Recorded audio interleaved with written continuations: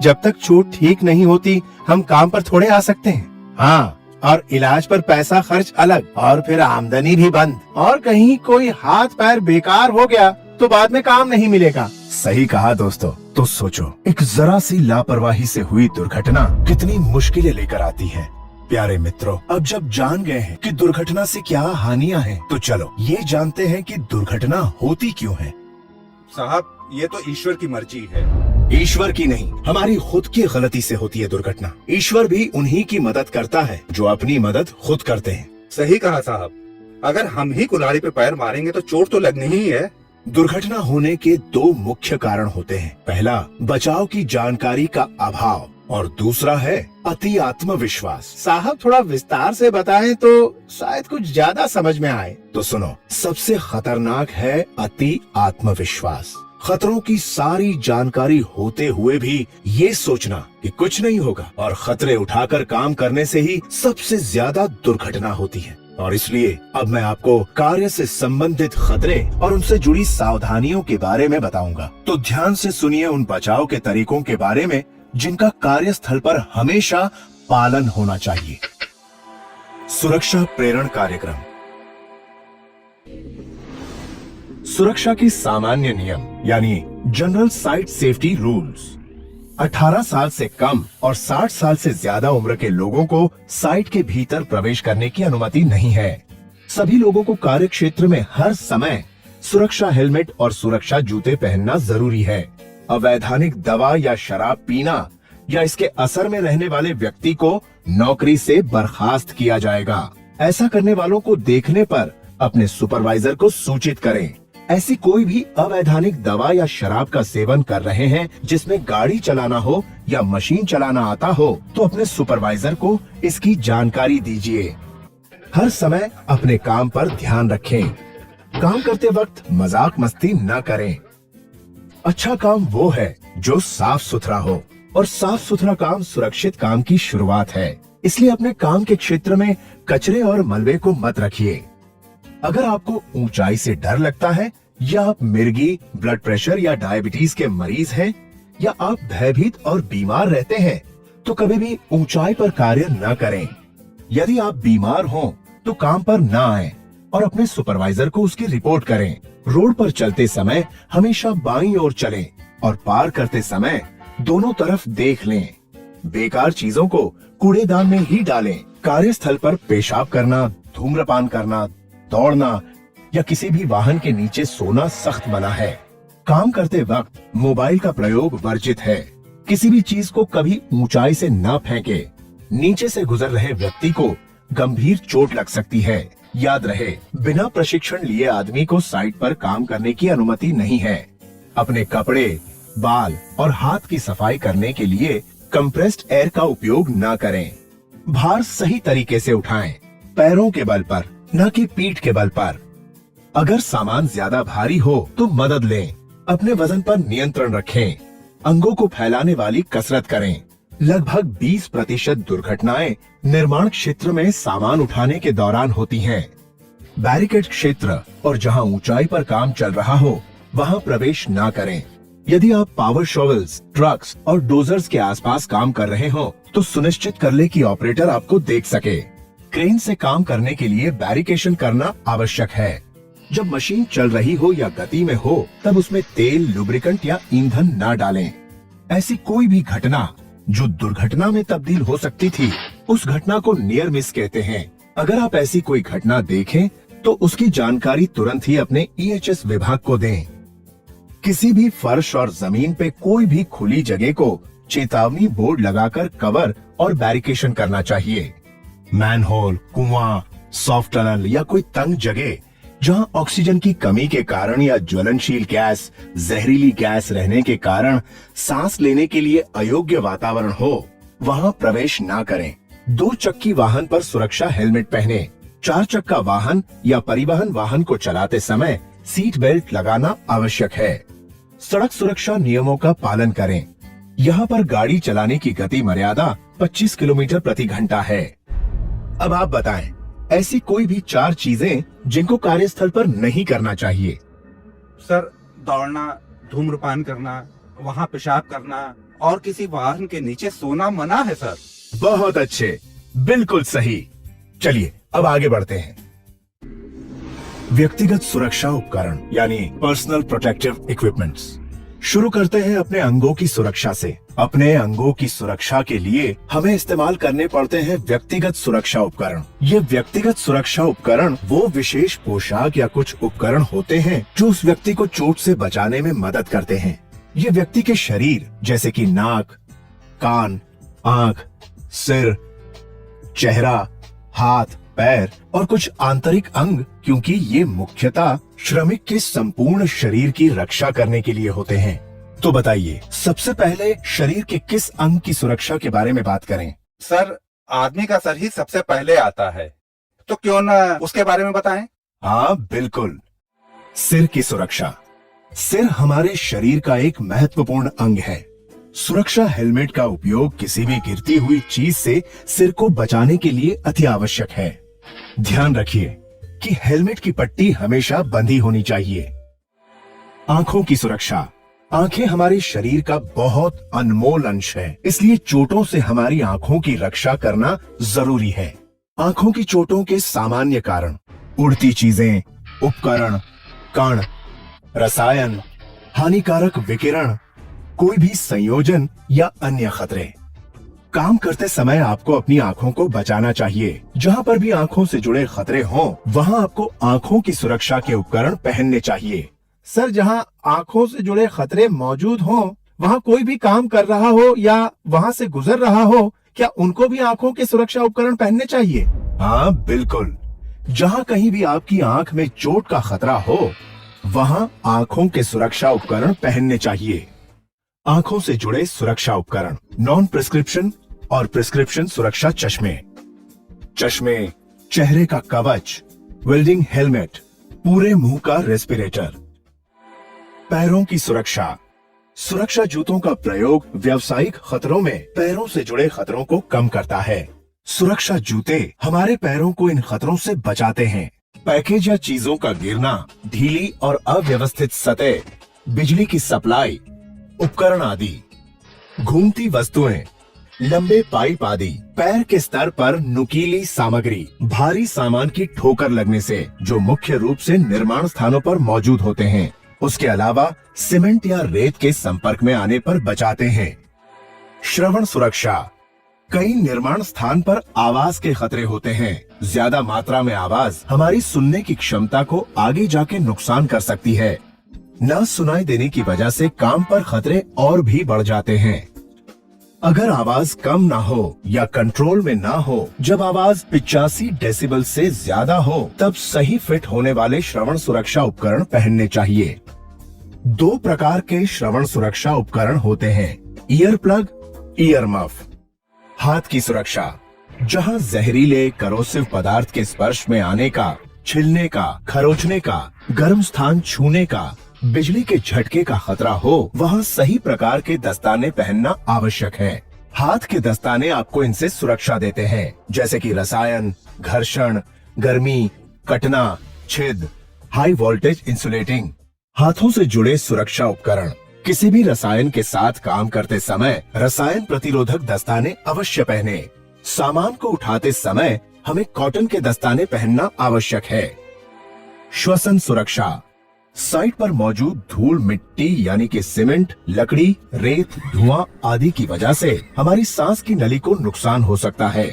सही फिट होने वाले श्वसन संबंधी सुरक्षा उपकरण। नोज मास्क का प्रयोग करें।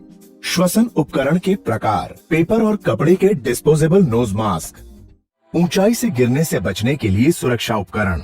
निर्माण स्थान पर ज्यादातर दुर्घटना ऊंचाई से गिरने पर होती है। गिरने से बचने के लिए फुल बॉडी हार्नेस को 2 मीटर से ज्यादा ऊंचाई पर काम करते वक्त इस्तेमाल करना चाहिए। Double lanyard full body harness को 100% बांधना चाहिए। फुल बॉडी हार्नेस में 2 लैनियार्ड्स होते हैं। आपकी सुरक्षा के लिए दोनों लैनियार्ड जरूरी है, उसको निकालना वर्जित है। काम की जगह पर जाने से पहले हार्नेस को जमीन पर ही पहन लेना आवश्यक है। किसी भी हालत में बिना फुल बॉडी हार्नेस पहने ऊंचाई पर जाना वर्जित है। हार्नेस पहनते समय कुछ संदेह लगे तो सुपरवाइजर की मदद लें। फुल बॉडी हार्नेस की रस्सी को बांधने का स्थान। फुल बॉडी हार्नेस की रस्सी को ऐसे स्थान पर न बांधे जो कमर की ऊंचाई से कम हो। इस बात का विशेष ध्यान रखें कि फुल बॉडी हार्नेस की रस्सी को बांधने के लिए मजबूत जगह का चुनाव करें। हो सके तो रस्सी के क्लैंप को लूप करके बांधें। एक ही धरातल पर काम करने के लिए लैंडयार्ड को स्थिर सपोर्ट पर लगी रस्सी पर हुक करना होता है। ये रस्सी 8 mm वायर रोप और 24 mm PP रोप होता है। इस रस्सी का उपयोग सिर्फ हुक करने के लिए होता है, न कि सामान आदि को खींचने के लिए। फॉल अरेस्टर्स ऐसे उपकरण हैं जिसमें आदमी के गिरने की स्थिति में हार्नेस से बंधे लैंडयार्ड में तनाव आने पर वर्टिकल रोप पर लॉकिंग हो जाती है और आदमी गिरने से बच जाता है। कपड़े हमारे शरीर के कई अंगों को इनसे सुरक्षा देते हैं, जैसे गर्मी, ठंडी, विकिरण, हानिकारक छींटे आदि। हमेशा सही फिट होने वाले कपड़े पहने, निजी सफाई का ख्याल रखें और गंदे कपड़े जैसे कि तेल और ग्रीस लगे कपड़े न पहने। इन्हें न पहने।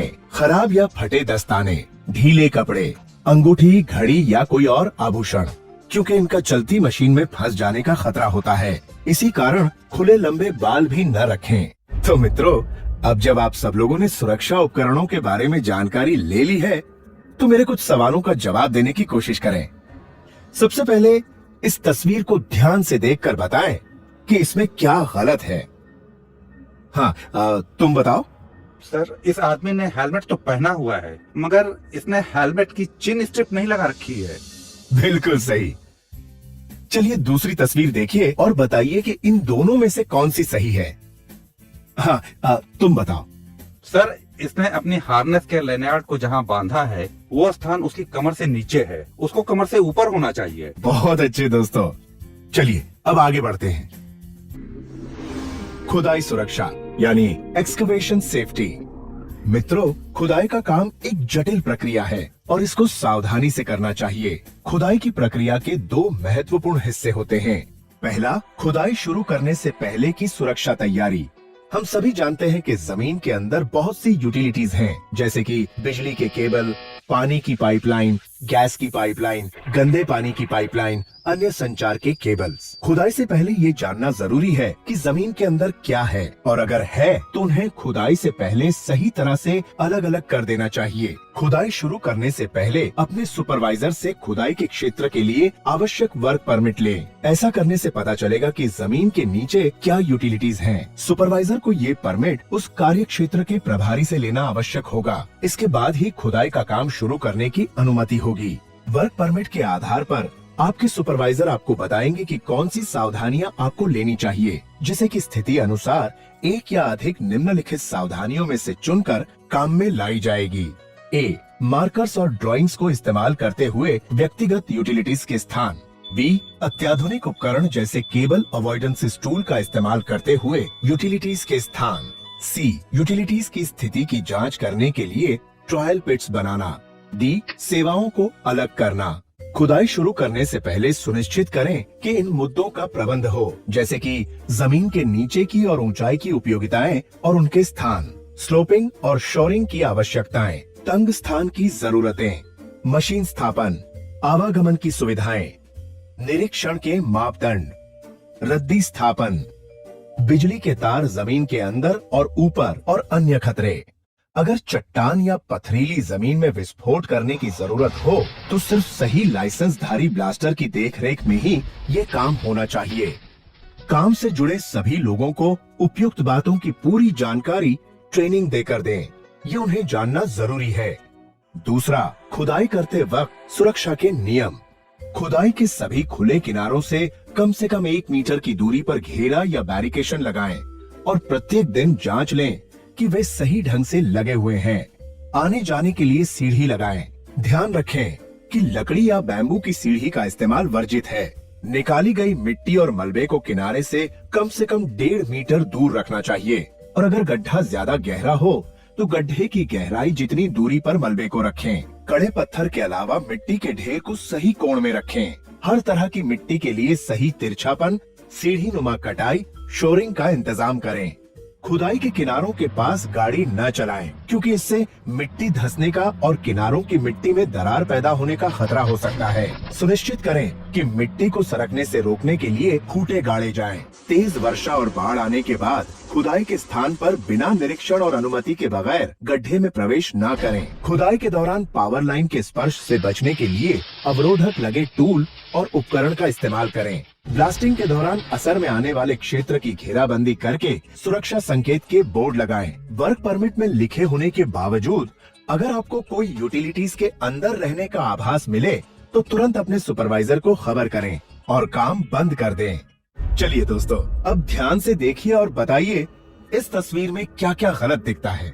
सर, खुदाई से निकाली हुई मिट्टी किनारे के बहुत करीब रखी है और खुदाई के खुले किनारों की तरफ टेप भी नहीं लगा है। बहुत अच्छे। और ध्यान से देखिए, खुदाई में अंदर या बाहर जाने के लिए सीढ़ी भी नहीं है। बहुत अच्छे दोस्तों। चलिए अब आगे बढ़ते हैं। भाड़ा और सीढ़ी यानी स्कैफोल्डिंग एंड लैडर। भाड़ा। दोस्तों, हम यहाँ भाड़े के काम पर सुरक्षा के महत्व पर चर्चा करेंगे, क्योंकि निर्माण स्थल पर भाड़े की बहुत जरूरत होती है। याद रखें कि सुरक्षा नियमों की अनदेखी से भाड़े के काम में बहुत दुर्घटनाएं होती हैं। अब हम भाड़े संबंधी सावधानियों की शुरुआत करते हैं। भाड़े के फ्रेम्स की जगह को मार्क करें। मार्क किए हुए स्थान पर लकड़ी के तख्ते या कंक्रीट के स्लैब रखें। ध्यान रहे कि जमीन समतल होनी चाहिए। भाड़े की सामग्री की जांच करें और फिट होने पर ही इस्तेमाल करें। भाड़े की डिजाइन इस तरह की होनी चाहिए कि वो व्यक्तियों और सामानों का 4 गुना भार ले सके। ये निश्चित करें कि सारे भाड़े हर समय बिल्कुल लेवल पर होने चाहिए। हर एक 3 मीटर की ऊंचाई पर भाड़े को किसी मजबूत ढांचे से सपोर्ट दें। काम करने वाले प्लेटफॉर्म पर गार्ड लगेंगे, जिसमें ऊपर और नीचे के रेल और टो बोर्ड शामिल हैं। ऊंचाई प्लेटफॉर्म की सतह से टो बोर्ड 100 मिलीमीटर, बीच का रेल 600 मिलीमीटर, ऊपर का रेल 1000 मिलीमीटर। प्लेटफॉर्म पर जाने के लिए सहज और सुरक्षित साधन होना चाहिए, जैसे पोर्टेबल सीढ़ी, रैंप या रनवे। भाड़ा कम से कम 2 प्लैंक चौड़ा होना चाहिए, अन्यथा वहाँ काम करना मुश्किल होगा। भाड़े के प्लैंक 6 इंच से कम और 12 इंच से ज्यादा लटके नहीं होने चाहिए। वो दोनों किनारों पर अच्छी तरह से बंधे होने चाहिए। भाड़े के पाइप आवश्यकता से अधिक बड़े ना हों, नहीं तो वो आने जाने में बाधा करेंगे और दुर्घटना के कारण बनेंगे। सभी जोड़ पर सही कपलर का उपयोग करना चाहिए। भाड़े पर टैग लगाएं। लाल मतलब व्यवहार के लिए नहीं और हरा मतलब व्यवहार के लिए। भाड़े के किसी भी सामान को निचली सतह पर, जमीन पर, सुरक्षा जाल पर या तिरछी छत पर न फेंकें। भाड़े पर काम करने के दौरान सेफ्टी बेल्ट और लाइफ लाइन पहनना आवश्यक है। उसकी दोनों रस्सियां टंगी रहेंगी। जब आप भाड़े पर काम कर रहे हों, तब उचित फॉल अरेस्टर उपकरण जैसे कि सेफ्टी हार्नेस, जाल, टो बोर्ड, रेल आदि का इस्तेमाल अवश्य करें। केवल प्रशिक्षित और अधिकृत व्यक्ति ही इस पर काम कर सकते हैं। भाड़े के खोलने की पद्धति ऊपर से नीचे की दिशा में होगी। दोस्तों, ये तो वो बातें थीं जिनका हमें हर समय ध्यान रखना है। अब मैं आपको वो बातें बताऊंगा जिनको भाड़े के काम के समय कभी नहीं करना चाहिए। भाड़े के ऊपर अधिक ऊंचाई पाने के लिए सीढ़ी ना लगाएं।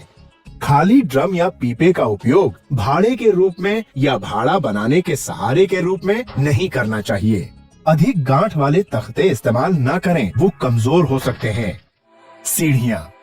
जब सामान्य कार्यस्थल इक्विपमेंट की बात आती है तो सीढ़ी से सरल कुछ भी नहीं है, क्योंकि ये साधारण सी चीज लगती है, इसलिए अधिकतर लोग इसमें निहित खतरों को नजरअंदाज करते हैं। फिर भी गिरने के कारण 15% दुर्घटनाएं और मौत कार्यस्थल पर होती है। इनमें बहुत गिराव सीढ़ी से होते हैं, जिसे कुछ अद्भुत बातों पर अमल कर टाला जा सकता है।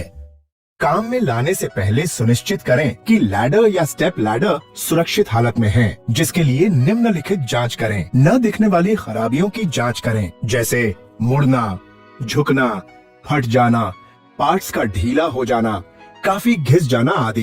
प्रत्येक दिन काम से पहले ही इनकी जांच कर लें। सीढ़ी के पैर जमीन के पूरी तरह संसर्ग में रहें और जमीन खुदाई वाली मिट्टी, ढीली मिट्टी और तेल ग्रीस से मुक्त होनी चाहिए। सीढ़ी लैंडिंग प्लेटफॉर्म की सतह से 1 मीटर ऊपर निकली हो और सीढ़ी के दोनों किनारे अच्छी तरह से बंधे होने चाहिए। सीढ़ी पर हमेशा 3 स्थल पर स्पर्श बनाए रखें। उतरते समय आपका चेहरा सीढ़ी की तरफ हो। सीढ़ी पर चढ़ते उतरते समय सामान न ले जाएं। प्रत्येक 4 फुट की सीधी ऊंचाई पर सीढ़ी के आधार पर 1 फुट बाहर निकला होना चाहिए। जमीन से उसका एंगल 65 से 75 डिग्री होना चाहिए। काम चलाओ सीढ़ियां काम में न लाएं। चलिए अब आगे बढ़ते हैं। सांचे का काम, कंक्रीटिंग यानी फॉर्म वर्क, कंक्रीटिंग। मित्रों, कंक्रीट के काम से पहले सांचे का काम किया जाता है। तो पहले जानते हैं सांचे के काम से जुड़ी हुई कुछ सुरक्षा जानकारियां। सांचे का काम, सांचे के काम वाले कार्यस्थल पर अच्छी गृह व्यवस्था बनाए रखें। टूटे या खराब पुराने सामान को कार्यस्थल से बाहर कर दें। अवांछित लकड़ी के तख्ते, शटर, प्लेटफॉर्म आदि को कार्यस्थल से बाहर कर दें और निर्धारित जगह पर तख्ता लगाकर रखें। पटरों को खोलने के बाद उसमें लगी कीलों को निकाल दें। लकड़ी के शटरिंग प्लैंक को सुव्यवस्थित रूप से रखना चाहिए, एक के ऊपर एक। हस्त उपकरण जैसे हथौड़े, छैनी आदि ठीक होने चाहिए और उसकी चोट वाली सतह मुड़ी या फटी ना हो।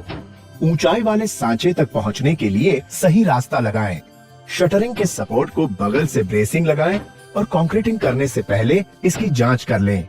लकड़ी की शटरिंग लगा देने के बाद वहां चिंगारी या आग पैदा करने वाला काम न करें। कंक्रीटिंग, सीमेंट कंक्रीट का काम रोजमर्रा की बात है, जिसमें हजारों कामगार और स्वयं कार्यकर्ता लगे हुए हैं। इनमें से कुछ लोगों को कंक्रीट मिलाने, ढोने और ढलाई के दौरान गंभीर चोटें लगी हैं। अतः वो कोई भी जो कंक्रीट हैंडलिंग का काम कर रहा है, चाहे वो निर्माण स्थल या निवास, रास्ते या सड़क के किनारों पर काम करते समय उपयोगी सामान्य सुरक्षा की सीख लेनी और व्यवहार में लानी चाहिए, जो रोकथाम, सुरक्षा और कॉमन सेंस सावधानी से संबंधित है। इन नियमों का उपयोग आपके सिर, पीठ, चमड़ी और आंखों की रक्षा के लिए है। सभी खुले स्थान को ढक दें और गिरने से रोकने के लिए मजबूत बैरिकेशन करें। दोस्तों, सांचे और कंक्रीट के काम के वक्त अच्छी गृह व्यवस्था के लिए किन बातों का ध्यान रखना चाहिए? हाँ, आप जो पीछे बैठे हैं, आप बताएं। सर, एक तो टूटे या खराब पुराने सामानों को कार्यस्थल से बाहर कर देना चाहिए। दूसरा, पटरों को खोलने के बाद उससे कीलों को निकाल देना चाहिए, जिससे उन कीलों से किसी को चोट न लगे। और अपने बचाव के लिए कंक्रीटिंग के दौरान रबर के दस्ताने, गॉगल्स और गमबूट पहनने चाहिए। इसके बाद आता है परिवहन ट्रक, जो कि कंक्रीट की मिश्रण को बैच प्लांट से कंक्रीट डालने के स्थान तक लेकर जाता है। कंक्रीट ट्रक के साथ जुड़ी हुई सुरक्षा जानकारियां इस प्रकार हैं। परिवहन मिक्सर, ट्रांजिट मिक्सर को सिर्फ प्रशिक्षित और अधिकृत ड्राइवर ही चलाएंगे। गाड़ी को पीछे करने के दौरान रिवर्स हॉर्न और लाल बत्ती का इस्तेमाल करें। सहायक या इशारा करने वाले व्यक्ति हमेशा पीछे आने के समय ड्राइवर को रास्ता दिखाएंगे और वो ऐसी जगह खड़े होंगे जहां ड्राइवर उसे देख सके। जब कंट्रोल का शूट खुली अवस्था में हो, तब ट्रांजिट मिक्सर को आगे न बढ़ाएं। किसी भी निर्माण स्थल पर ट्रांजिट मिक्सर की गति 15 किलोमीटर प्रति घंटे से अधिक न हो। अगर खोदे गए गड्ढे या खाई के समीप काम करना हो, तो ट्रांजिट मिक्सर को किनारे से काफी दूरी पर खड़ा करें और स्टॉप ब्लॉक्स लगाएं। तो मित्रों, अब जब हमारी कंक्रीट निर्माण स्थल तक पहुंच चुकी है, तो उसको कंक्रीट डालने वाली जगह पहुंचाने के लिए हम इस्तेमाल करते हैं कंक्रीट पंप का। कंक्रीट पंप के इस्तेमाल से दूर इन बातों का ध्यान रखना चाहिए। कंक्रीट पंप कभी भी पंप और ट्रांजिट मिक्सर के बीच में खड़े ना हो और दूसरे व्यक्ति को इस खतरे के क्षेत्र में आने से मना करें। हॉपर ग्रेट को कभी भी ना हटाएं या ऊपर उठाएं। ये 2 तरह से रक्षा करता है। ये मशीन के घूमने वाले पार्ट से हम लोगों को बचाता है। यह मशीन में बाहरी वस्तुओं को नहीं आने देता। जब मशीन चालू होने जा रही हो या चालू हो, तब हॉपर ग्रेट पर कभी खड़े ना रहें। कभी भी कोई अंग मशीन के अंदर न ले जाएं, खासकर कंक्रीट वाल्व और हॉपर एरिया पर अगर मशीन चल रही हो या चलाने के लिए तैयार हो।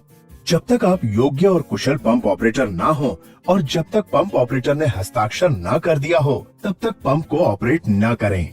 अगर कंक्रीट पंप में हवा चली जाए, तो हॉपर पर या होस के छोर पर खड़े ना हो, क्योंकि यहाँ खतरा है जब तक कि हवा निकाल न दी जाए।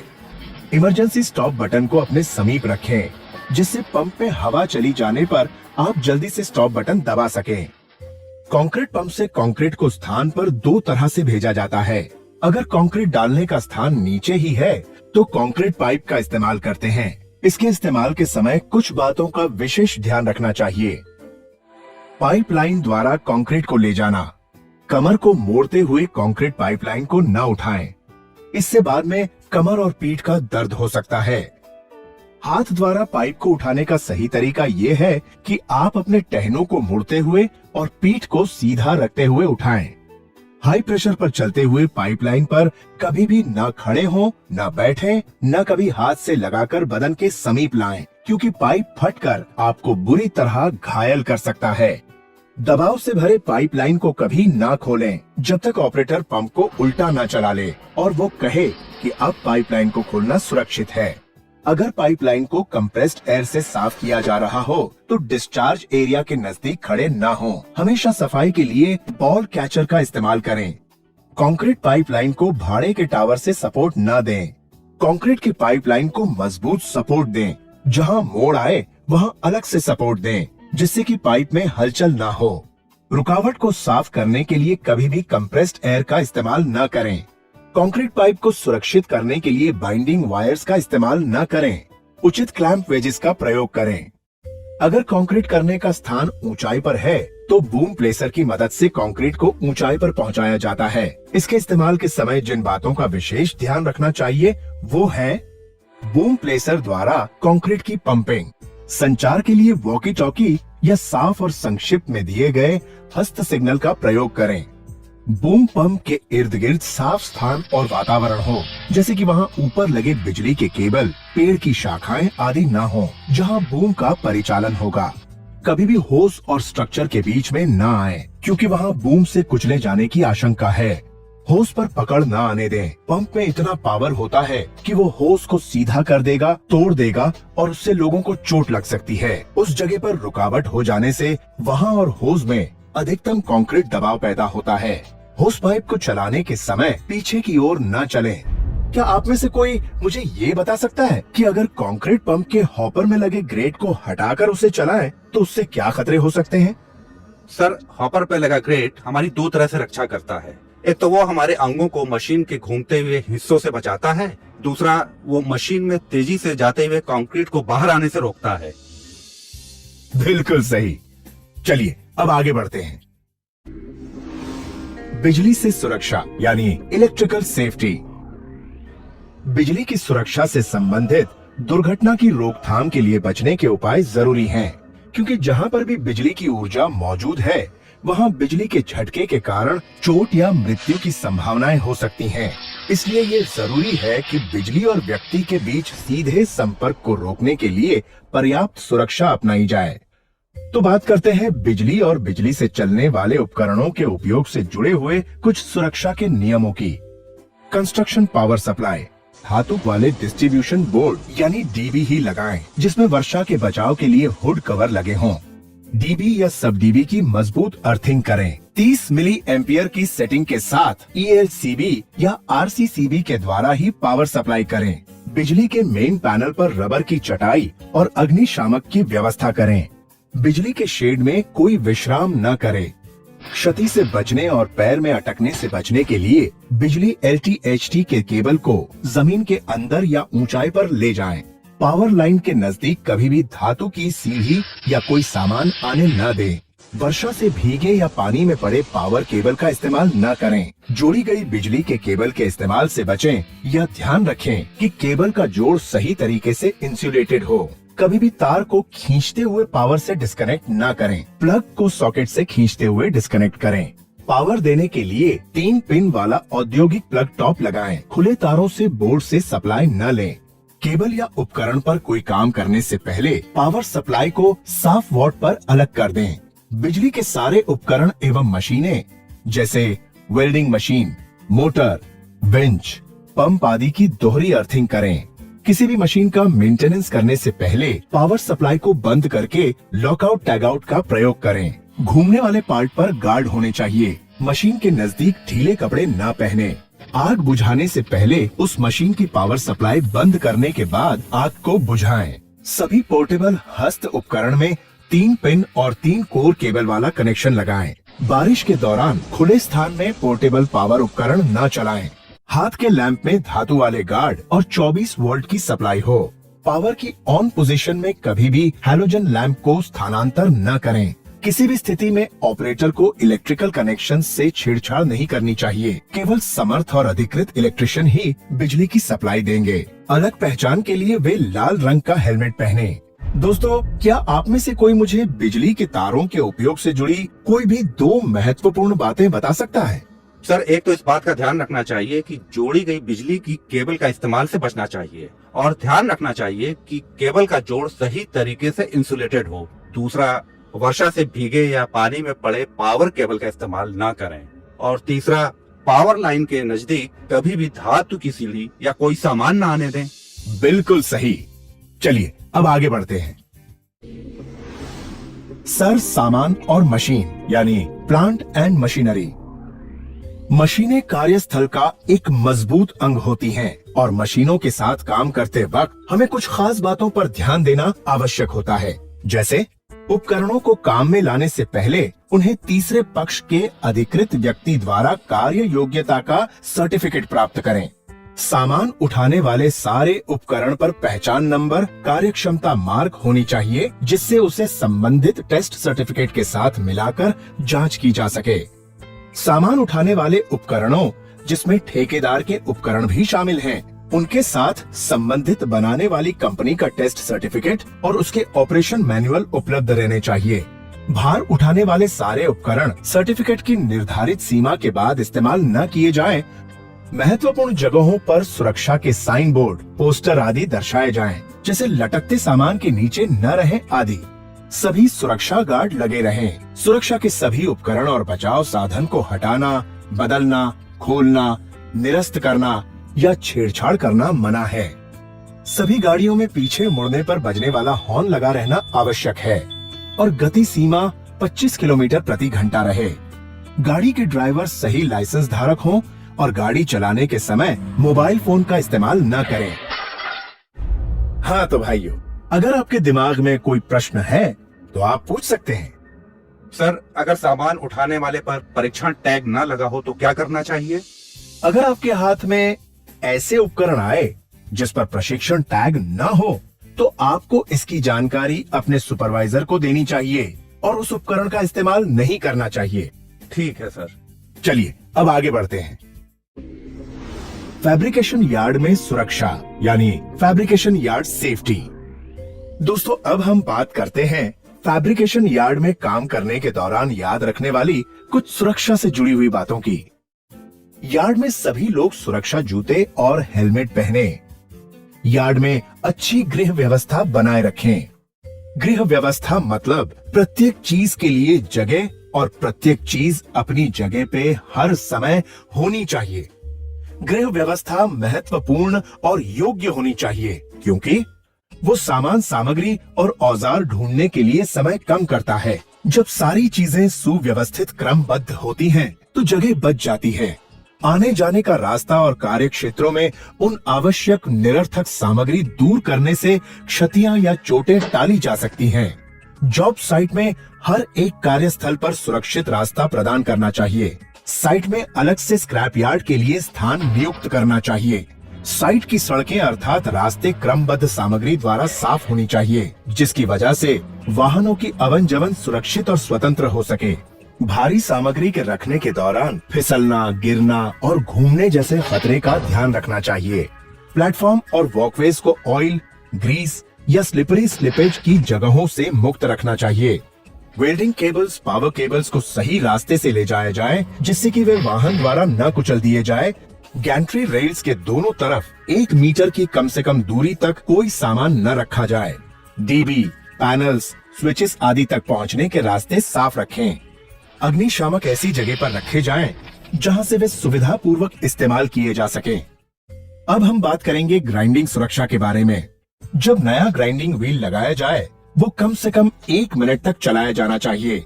वो संतुलित और टूटना नहीं चाहिए। ऑपरेटर को अपनी सुरक्षा के लिए एक साइड पर खड़े रहना चाहिए। शायद तकनीकी खराबी की वजह से व्हील बाहर भी निकल सकता है। अत्यधिक या ज्यादा कंपन आमतौर पर ये संकेत करता है कि व्हील गोलाकार विभाग से बाहर निकल गया है। इस तरह के या अन्य कोई भी प्रकार का व्हील जो संतुलित ना हो उसका उपयोग न करें। व्हील के ऊपर अत्यधिक जोर लगाकर काम नहीं करना चाहिए। व्हील के ऊपर घर्षण किस प्रकार का है उससे ही व्हील की काटने की क्षमता कितनी है वो निर्धारित होता है। हमेशा अन्य कार्यकर्ताओं से ग्राइंडिंग वर्क दूर करना चाहिए। दीवार की तरफ ग्राइंडिंग वर्क करना सबसे सुरक्षित है। कभी कोई पार्ट या टूल व्हील के खिलाफ जाम नहीं होना चाहिए। आपको शुरुआत छोटे से दबाव और धीरे धीरे फीड करके करना चाहिए और थोड़ा ज्यादा दबाव भी लगाना पड़ता है। ये एक गलत मान्यता है कि जितना ग्राइंडर उछलता है उतना ही कार्य को शार्प करता है। ये व्हील विस्फोटक करने का कारण बन सकता है। व्हील का अत्यधिक आरपीएम या व्यास ज्यादा होने के कारण व्हील टूट सकता है। कभी भी टूटे हुए व्हील का उपयोग नहीं करना चाहिए। हमेशा आंखों की सुरक्षा के उपकरण पहनने चाहिए। सुरक्षा कवच का उपयोग करें। तो क्या आप कभी ग्राइंडिंग व्हील को उसकी निर्धारित सीमा के ऊपर चलाएंगे? नहीं, कभी नहीं। बहुत अच्छे। आप सब भी इस बात को याद रखें। दोस्तों, फैब्रिकेशन यार्ड के धरातल पर साफ साफ मार्किंग कर दें, जैसे वेल्डिंग बूथ, गैंट्री क्रेन, सामग्री स्टोर, सिलेंडर उतारने चढ़ाने और रखने की जगह, शॉर्ट ब्लास्टिंग और रंगाई आदि। सिलेंडर को स्टैंड पर रखकर या दीवार से जुड़ी हुई सतह से चेन या स्ट्रैप द्वारा बांधकर स्थायित्व प्रदान करें। गैस सिलेंडर के वाल्व को कैप और कवर लगाएं। सिलेंडर को ले जाते समय लुढ़काएं या फेंके नहीं। गैस सिलेंडर को लाने ले जाने के लिए ट्रॉली का इस्तेमाल करें। कटिंग टॉर्च और सिलेंडर के दोनों तरफ फ्लैशबैक अरेस्टर लगाएं। वेल्डिंग केबल और पावर केबल को एक दूसरे पर न लपेटने दें। ऐसा करने से गर्म वेल्डिंग के स्पर्श से पावर का इंसुलेशन कमजोर हो सकता है और शॉर्ट सर्किट भी हो सकता है। रेडियोग्राफी टेस्ट करने के लिए ये सुनिश्चित करें कि संबंधित विभाग से कार्य अनुमति रेडियो एक्टिव साइन बोर्ड के साथ घेराबंदी करें। उस क्षेत्र में प्रवेश निषेध है। रोशनी की पूरी व्यवस्था करें। रात में कार्य के दौरान परिवर्तित साइन लगाएं। सर, हाँ बोलिए। रेडियोग्राफिक टेस्ट के लिए सबसे उपयुक्त समय कौन सा होता है? रेडियोग्राफी टेस्ट के लिए रात का समय या छुट्टी का समय सबसे उपयुक्त होता है, क्योंकि तब काम भी होता है और लोग भी कम होते हैं। चलिए अब आगे बढ़ते हैं। सामान की ढुलाई यानी मटेरियल हैंडलिंग। उद्योग के लिए प्रभावी तरीके से सामान को ढोना और रखना काफी महत्वपूर्ण होता है। कच्चे माल के अलावा ये प्रक्रियाएं पुर्जे और छोटे संयुक्त उत्पाद को कार्यस्थल पर पहुंचाने और ले जाने में मदद करती है और ये सुनिश्चित करती है कि जहां जरूरत हो वहां सामान पहुंचे। दुर्भाग्यवश अनुचित तरीके से सामान को ढोने और रखने से काफी महंगी दुर्घटनाएं होती हैं। सामान को हाथों से या क्रेन की सहायता से हटाते वक्त जिन चीजों पर ध्यान देना है वो चीजें हैं: आने जाने के रास्ते को साफ रखें। सबसे पहले उस एरिया को बैरिकेशन करके घेराव कर दें। केवल इंस्पेक्शन हुई क्रेन का इस्तेमाल करें और उसका सर्टिफिकेट हमेशा कैबिन में लगा होना चाहिए। क्रेन ऑपरेटर के पास अपना लाइसेंस होना चाहिए। रिगर संकेतक दूर से दिखने वाले चमकीले जैकेट पहने। क्रेन के आने जाने के लिए जमीन की मिट्टी को गढ़ीला बनाएं। क्रेन बूम के अर्धव्यास की गणना करने में उठाए जाने वाले सामान का वजन और सामान रखने के स्थान की ऊंचाई का ख्याल रखना आवश्यक है। बारिश में क्रेन का बूम कम ऊंचाई पर रख के चलें। सामान पर आने वाले कई ऊर्जा के स्रोत को पहचानें। उठाने वाले सामान के वजन की जानकारी लें और वजन के अनुसार उपयुक्त स्लिंग का चुनाव करें। असुरक्षित तरीके से स्टील वायर रोप को खींचने और निकालने से गलत ऐंठन पड़ जाती है। अगर ऐसी ऐंठन पड़ जाए तो रोप को बदल दें। जब भी 2 या अधिक रोप को हुक पर लगाना हो तो शैंकल का इस्तेमाल करें। सभी खुली सामग्री को सामान पर से हटा दें। सामान को उठाने से पहले देख लें कि सामान पर स्लिंग अच्छी तरह से लगी है। सामान को झटके और धक्के से बचाएं। कोई भी लोड को उठाने से पहले उसको पहले ग्राउंड से थोड़ा ऊपर उठाइए। बाद में लोड की स्टेबिलिटी और स्लिंग के बीच का कोण चेक करें। सब कुछ सही होने के बाद ही ज्यादा उठाएं। उठाने से पहले सुनिश्चित करें कि सामान मुक्त है और सभी रस्सी भार ले रही हैं। लोड से अलग खड़े हों। झूलते हुए सामान और क्रेन के आगे वाले टायर से दूर रहें। सामान को नियंत्रित करने के लिए टैग लाइन का इस्तेमाल करें। दोस्तों, अभी जो बातें मैंने आपको बताई, ये तो वो बातें हैं जिनका पालन हमें करना है। आइए अब उन बातों की जानकारी लेते हैं जो हमें कभी नहीं करनी है। कभी भी वायर रोप को हुक के चारों ओर न लपेटे। कभी भी किसी व्यक्ति के ऊपर से सामान को न ले जाएं। कभी भी झूलते हुए सामान के नीचे काम न करें।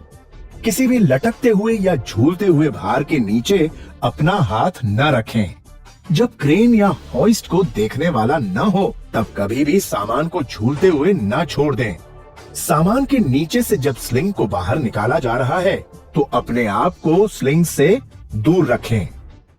क्रेन का इस्तेमाल कार्य को आसान बनाता है, लेकिन इस बात का भी ध्यान रखना पड़ता है कि अगर क्रेन के इस्तेमाल के समय कुछ महत्वपूर्ण बातों पर ध्यान नहीं दिया जाए, तो बड़ी दुर्घटना भी हो सकती है। प्रसारण और विवरण, टावर निर्माण एवं तार टांगना।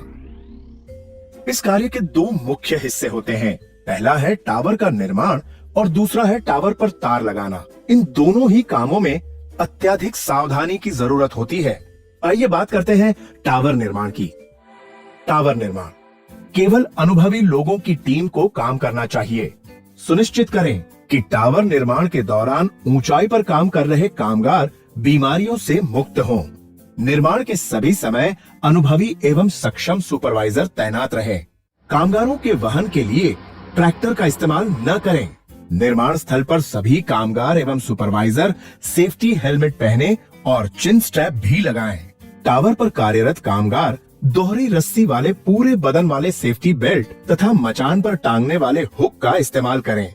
सुपरवाइजर हमेशा सुनिश्चित करें कि चढ़ते और उतरते समय कामगार एवं रस्सी अवश्य ढांचे से बंधी रखें और टावर पर स्थानांतर के दौरान भी ऐसा ही करें। टावर से चढ़ते उतरते समय स्टेप बोल्ट से उतरना चाहिए, वो भी फॉल अरेस्टर मैकेनिज्म के साथ। टूल्स, बोल्ट आदि सामान कामगार के बदन से लटकते बैग में रखकर ही ले जाएं। उन्हें हाथ में लेकर न चढ़ें या उतरें।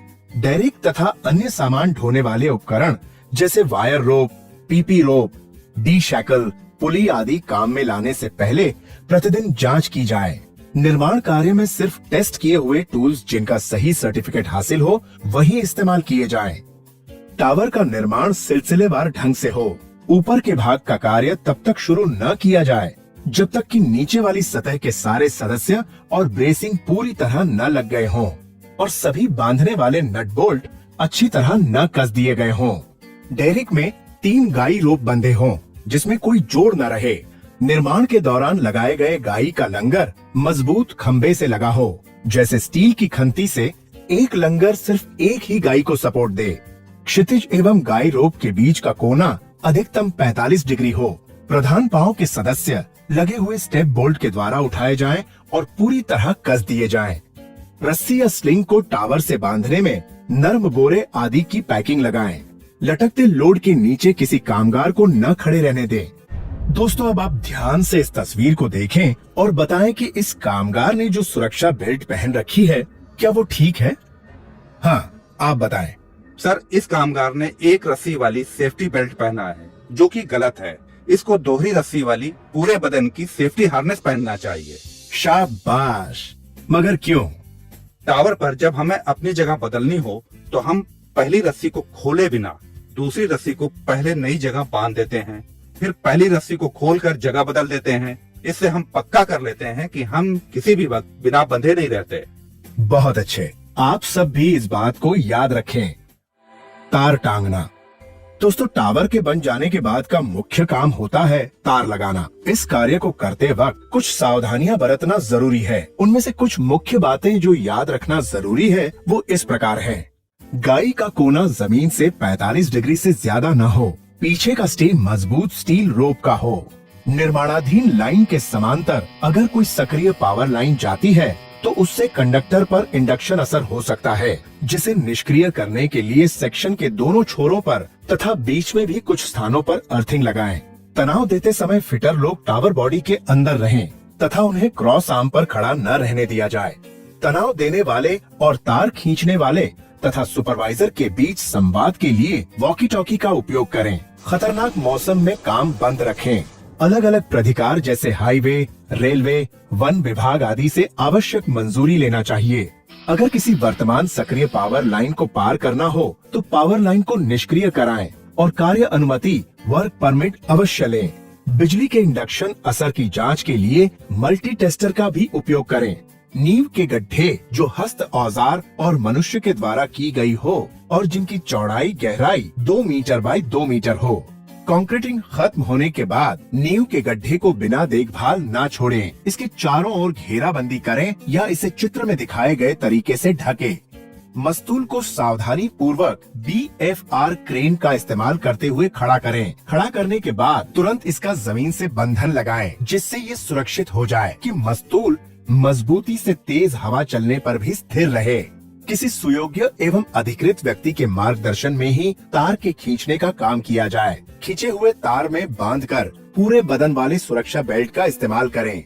ये सुनिश्चित करें कि रेल की पटरी पर इस्तेमाल की गई सीढ़ी ट्रॉली पर चक्का जाम करने वाले स्टॉपर लगे हों। ये भी सुनिश्चित करें कि कम से कम 3 व्यक्ति सीढ़ी के आधार को पकड़े रखें ताकि वो खिसक न जाए। सुरक्षा बेल्ट के लैनयार्ड को लटके तार से बांधें।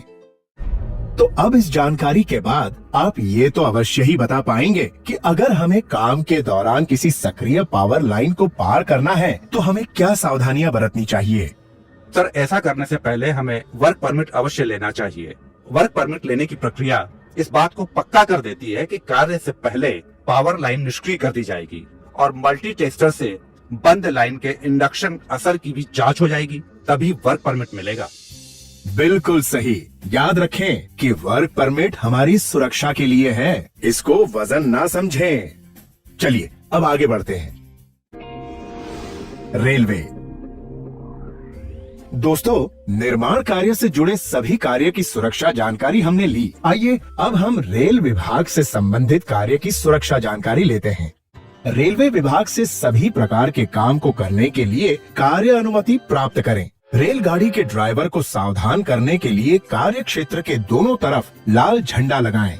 कार्य क्षेत्र पर एक संकेतक खड़ा करें जिसके पास लाल और हरा झंडा तथा वॉकी टॉकी हो। जब सक्रिय मार्ग पर काम हो रहा हो तो कामगारों को रेल की पटरी को पार नहीं करना है।